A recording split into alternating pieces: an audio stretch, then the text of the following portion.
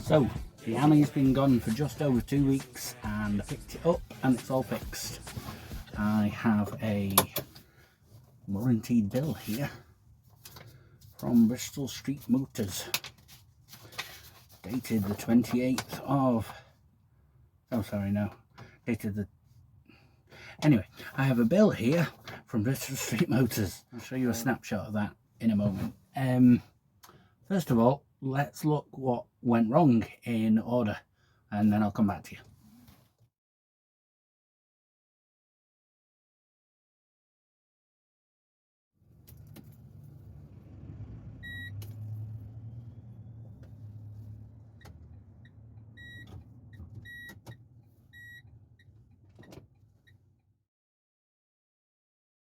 So the fault you're seeing here occurred approximately 7 times on the Tuesday and 4 times the following day. I suppose I was optimistic on the next day, thinking it just what's the word, fix itself by switching it off and on again, and I proved to myself beyond a doubt that it needed to go back to Citroen and then have a look at it. Glad I did. The repair was done under warranty in around 2 weeks, which, to be honest, the first phone call I got, I didn't think I'd be seeing this for a long time. The parts required were on order with no specified delivery date, so I'd resigned myself to being away from the car for some time. However, I got an email, like I say, literally within 2 weeks, on the Thursday before the 2 weeks anniversary would have been the Friday when it was collected. And we picked it up the next day, and so far, touch wood, all has been well. That squeak on the belt has gone, along with the 3 loud beeps and the soft beep telling you that the drive, neutral and reverse gears were unavailable and you coasted along, which was quite dangerous in some respects.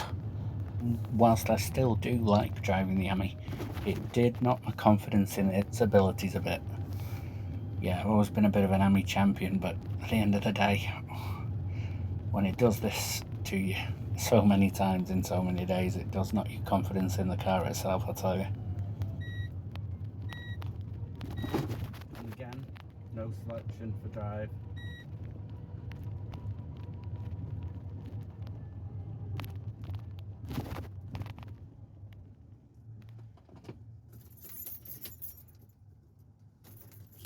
Thankfully, I was at a set of traffic lights that I'd coasted to a stop in. It was only a short while later, though, that we had another fault. So, yes, collection was arranged for Friday the 19th, I think it was, of July. Ended up being the Thursday to get it in because it was an early morning start for the repairs. You know, one thing that really strikes you is the fact that, as with most modern cars, I guess, it's not just a case of pulling into the local garage and asking them to have a poke and a prod or a diagnostic at it. It had to go back to Citroen specifically, and if it wasn't under warranty, I wouldn't like to think what this would have cost.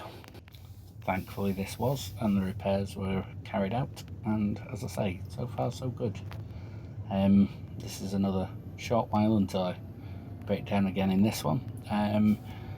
And then we'll talk a bit more about the vehicle going off to be repaired and diagnosed, etc.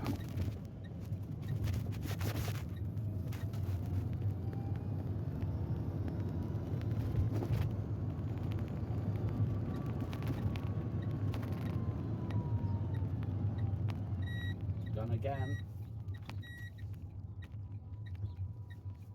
You see here what's missing from the dashboard.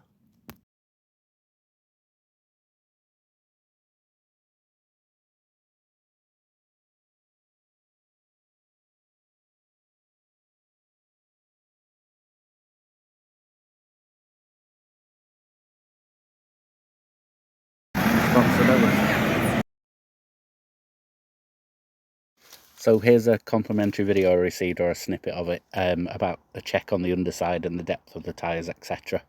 It's quite a handy thing from Citroen. Lets you know it's not rotting away or your tyres going bald because of misaligned tracking, etc.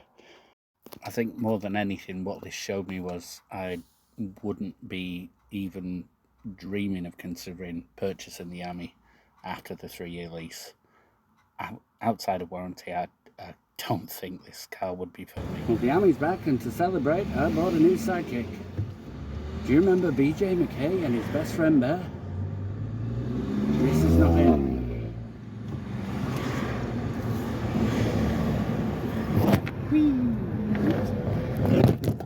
There we go, that's better.